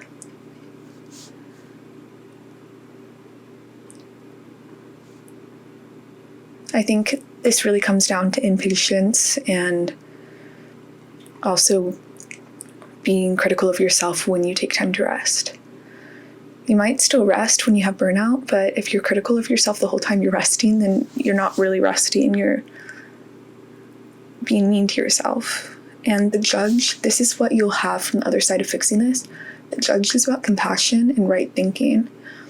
And when you have compassion for yourself through these things and through these rest periods and realize they'll make you more efficient and more successful in your life by allowing yourself to rest and care for yourself, you'll have more compassion and you'll be a lot happier. This is definitely your normalizing, working yourself to the bone, making yourself extra stressed and feel a lot of pressure in relationships. And even this could be you worried about the world and global events on a collective level and feeling like you can't do enough and feeling stuck in certain things in the world, and you're meant to detach from them. This is how you fix it, is by detaching, by realizing these things that you're trying to fight for are something that's never yours. And what you have control over is yourself, your ability to rest, know that life follows death, and whatever happens will be okay, and you don't have to live life just in this pressure-oriented, stressed-out way. You're meant to enjoy the present moment and focus on the things you love. Because everything passes, nothing lasts forever. Now I'm hearing Nothing Lasts Forever. I think it's called Style by Taylor Swift. Also, I wanted to say 9 came up here twice, and 9 is a number of cycles completing. And I think you could go through a period of action and then allow yourself to complete that cycle and have a rest period. This is like inhaling before you exhale or exhaling before you inhale. It's part of the rhythm of living. And I think you're imbalanced in this way that you're only like appreciating the exhale, but you need to inhale to breathe.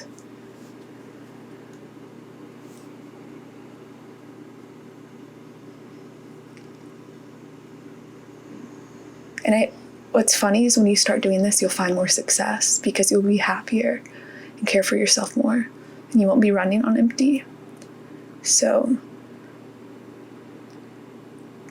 I really see this liberating you from a trapped perspective and realizing that you can store up energy and then act and be more successful.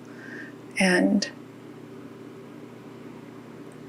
you can also, something else that I'm hearing is you can implement daily routines, stuff that you do at the same time every day. And I think that consistency will make you feel more grounded, and that can be one of the ways that one of the things you substitute this running on empty with. It'll make you still feel productive doing that daily thing, doing those daily routines. Because I think you're trying to find consistency where you're meant to like roll with the changing tides, and you can find consistency through daily action and you can do these things when you're both in a rest period and an action-oriented period. I'm even thinking about how the moon cycles. The moon wanes and gets smaller and then waxes and gets bigger after a new moon. And there's just so many things in our life that are like rest, act. And if you forget the rest part or are mean to yourself about the rest part, then your power to act will get smaller, will decrease. So, yes, this is what you're normalizing. That's abnormal. And we're going to look at the tarot cards now. I'm hearing, maybe if any of you have seen Oh Brother, Where Art Thou? I'm hearing that right now. I go down to the river to pray, studying about that good old way. If you live near water or a river or a pond or something, I think that's a place that your soul, you can like relax and go back to your soul in that way. Because going back into yourself and giving yourself like whatever like makes your soul feel whole and content in this world, and just like, yeah, those feelings of like watching a sunset or cuddling an animal, or there's so many ways, like even like knitting. It's just like there's different practice. It's different for everyone, but it's stuff that satiates the soul. So we're going to look at tarot cards now. What does pile 4 need to know? 2 of Cups.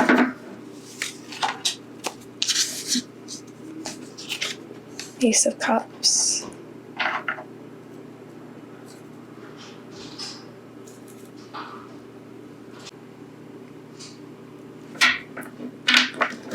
And one more. The Ace of Swords on the back of the deck. And we have the Queen of Cups in reverse on the back of the deck.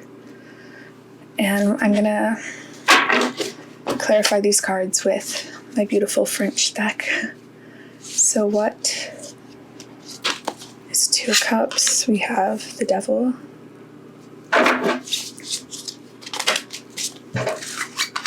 For the Ace of Cups, we have the Queen of Cups again. Whoa! In reverse. I love when that happens. It feels so nice. And then we have the 2 of Pentacles in reverse. Okay. We have the 10 of Swords on the back.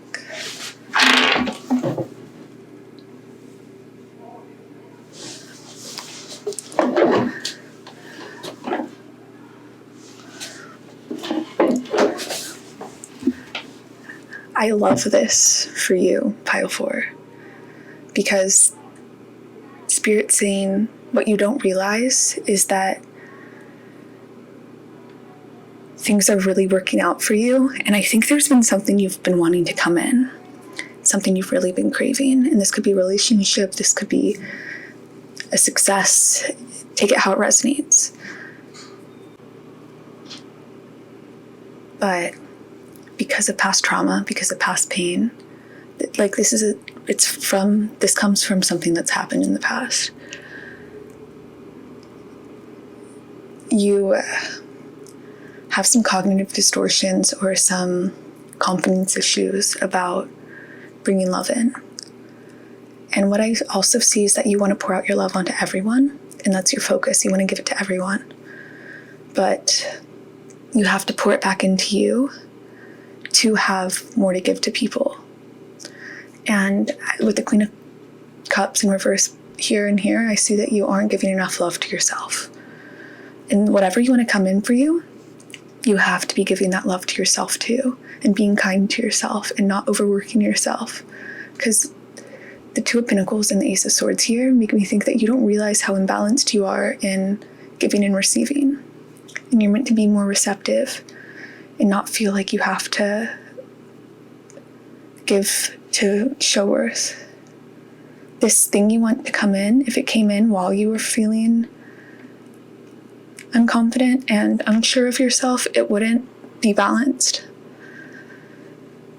So what Spirit's really saying is that healing more of what happened in the past, allowing yourself to balance rest and action, really knowing when your cup's full and how to use it, and doing esteemable actions to raise your confidence and also just balance you out emotionally. Because if you go into these things with the wrong perspective on emotions or a skewed perspective, you might perceive something that happens in a way that isn't accurate. And it could lead to conflict in your life.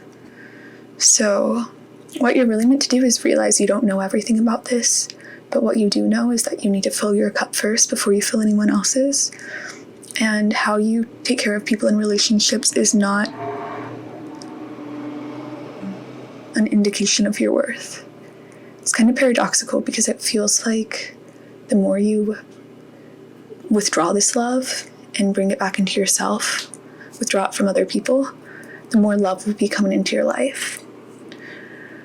Whether that be success or relationship or whatever you're looking for.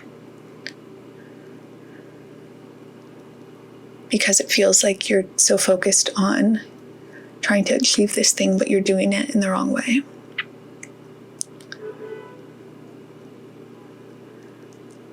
It's so interesting that how to fix this was something, and both of those cards talk about nothing is something that doesn't belong to you. Something that is never truly yours. And I think maybe you sacrifice yourself for relationships to try and keep them for yourself. I think this comes from an abandonment wound. But you are the only thing that is yours. And so giving yourself this love will prepare you to have this love mirrored in your external environment. I think you're meant to go in the sun more. I just heard, I got a pocket full of sunshine. I also have a reading. That was so funny. That was so bad. I have a reading on sunshine messages that I think Spirit's referencing here.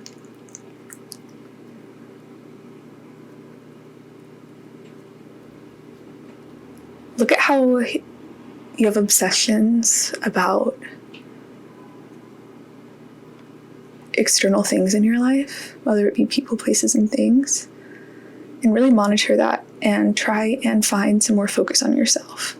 You seem really self-sacrificing, and the more you pour into yourself, the more you esteem yourself, give yourself confidence, the happier you'll be.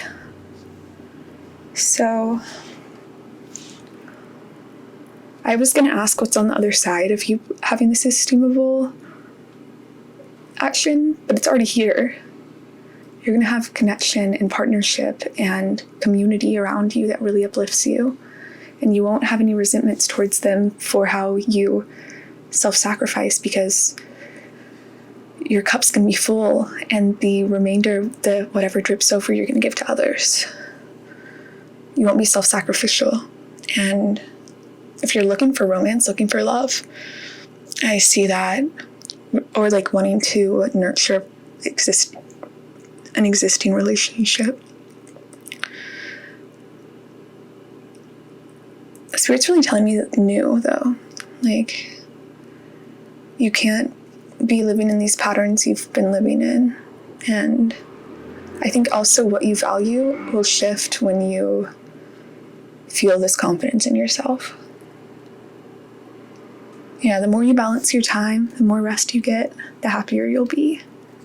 And this is a marathon, not a race. I kept hearing that. I want to ask, let's clear the cards actually.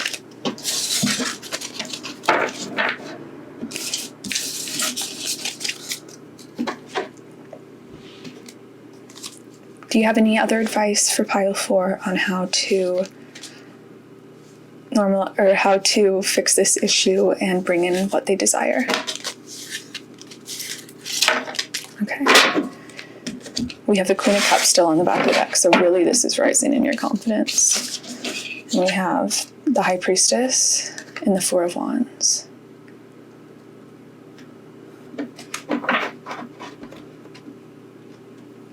Okay, there was a time in the past where you thought something was your happiness or your fulfillment, and it hurt your confidence when it didn't work out. It felt like you were blindsided. And what Spirit's saying is, this could have been years ago. Just your expectations not being met in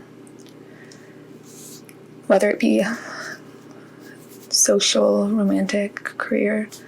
I want this to be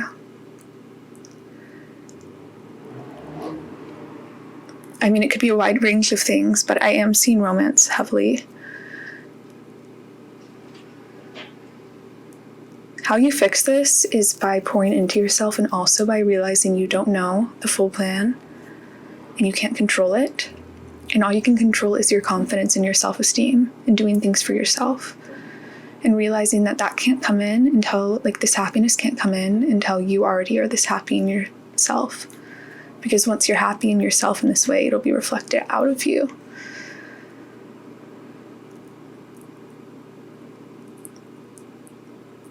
You're definitely bringing in some really beautiful things, but you're meant to accept that you don't know all the answers and how things are going to unfold, but you can better your life in this moment and take care of yourself in this moment and change your thought patterns to be more positive. Our brains really are computers that are wired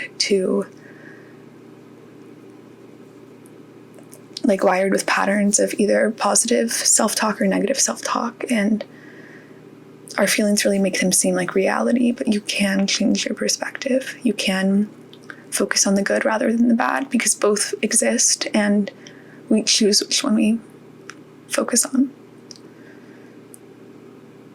I'm seeing that you don't really see this celebration and happiness coming in, and Spirit's saying that whenever you get there, whenever you get to this place,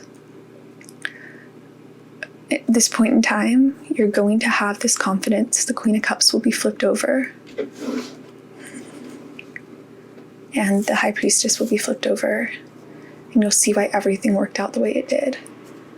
You're just in the dark right now, and the only thing you can do is go towards the light and take care of yourself. No one is going to fulfill you, or nothing's going to fulfill you if you're not fulfilling yourself. We think that the hole can be filled by other people or by other things, but we have to find fulfillment in ourselves and heal within ourselves to create the space for people to come in and things and all of that. So To close, we're going to look at Rumi cards. So for pile 4, what message do you want to give them, Spirit? Okay, that's too many.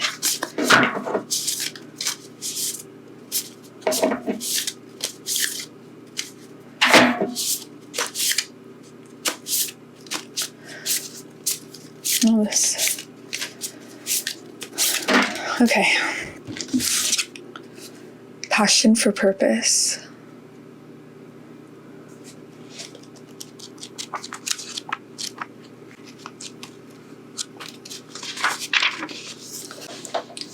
As we grow on the spiritual path, so too does our ability to serve life, to serve love, to honor humanity, and to offer a contribution that is unique to us, that could only flow in this particular way, through the quality of our own soul light.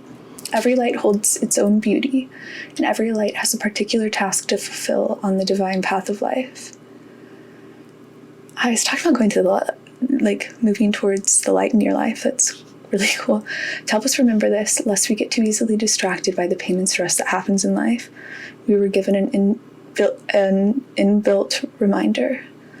That reminder is our passion. We may think that passion is not particularly practical. We may feel fearful that with passion there are no guarantees of success, or that we may even be throwing away a stable and secure life to pursue our passion. These are the fears of many a modern society, yet they are so misplaced. Life supports all beings based on their true nature.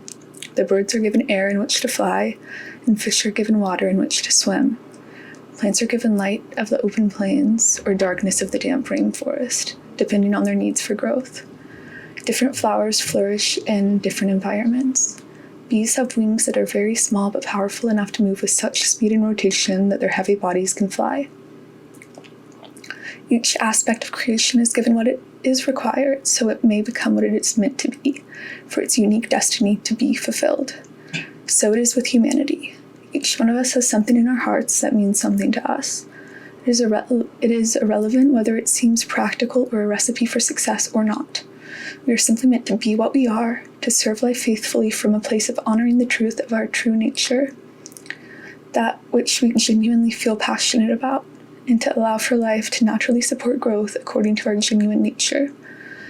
Where we get into difficulty is not in bringing our genuine passions to life, for life supports this, but in learning to let go of attachment as to how that happens. We can struggle to free ourselves of the expectation we have to be something we are not. The divine path of love asks us to become conscious of and then unlearn the play acting of attempting to be a false self, so that we may learn to simply love and accept our real self. We may even have a struggle on our hands to remember who our real self actually is for a time. Fortunately, there is a pleasure in the journey of returning to passion that can make the process of self-discovery a sweet one. But we must be brave, even in the sweetness of that journey back to the real self. We must dare to believe that we are not broken, that we are not inadequate or better off to be like some other person, or some other person's view of how they think we should be. We must be brave enough not to believe in the layers of guilt and shame. We must be bold enough not to fear our passion. As we dive deep within and explore what really makes us tick, what makes us feel alive, we must be open, curious, and non-judgmental. That may be a subtle journey at first. We may feel as though we are looking in the dark, wondering if we will ever catch a glimpse of the light of passionate meaning we hope to find. That passionate purpose may at first be barely recognizable amongst all the should, cannot, or must do of our lives. As we stay true to the path, however, that light will become unmistakably clear. Our passion will reveal itself to us as essential as our breath. We would feel as though we were not alive without it. How could we have missed it all those years, perhaps all those lifetimes? It will seem so obvious then, burning so clear in our hearts that it cannot be more obvious, that we simply must live this desire, this passion, this purpose, or else spiritually perish into a shriveled up shell of a person, denying of life itself. No, that shall not be. Passion must and shall prevail. The oracle comes to you with guidance. You're being initiated more deeply into your life purpose. Your passion will reveal itself to you with more depth, nuance, and beauty than ever before. If parts of your life are dissembling, or do not seem to be working out as you had planned, these are symptoms of this passionate revelation. Be curious and open to what presents itself in the wake of this falling away. Be ready for the journey within now. You are strong enough to leave behind the need for external validation while you learn to validate yourself. In time, soon enough in fact, you shall reveal your innermost beauty and be witnessed and received, acknowledged for your innate value, purpose, and divinity. But for now, sweet beloved, dive deep, be defiant, and determined to honor your heart so your deep passion may be witnessed by you and eventually naturally make its way into sacred expression in the world. If you have recently discovered a new talent or purpose, or been dreaming some big dreams, this oracle comes to you with guidance and confirmation. You are excited. Follow that excitement. Let it lead you into your own heart truth and onto an ever more passionate path of purposeful living. Wow. Okay. Pile 4, that was really just perfect for what this reading was and encapsulated everything I couldn't say on my own. So, yeah, thank you so much for coming to this reading. The easiest way to support me and my channel is to like and subscribe to the channel. And yeah, I'm honored to read for you, Pile 4. It was an honor to read for you. And I will see you in another reading. Take care. Bye.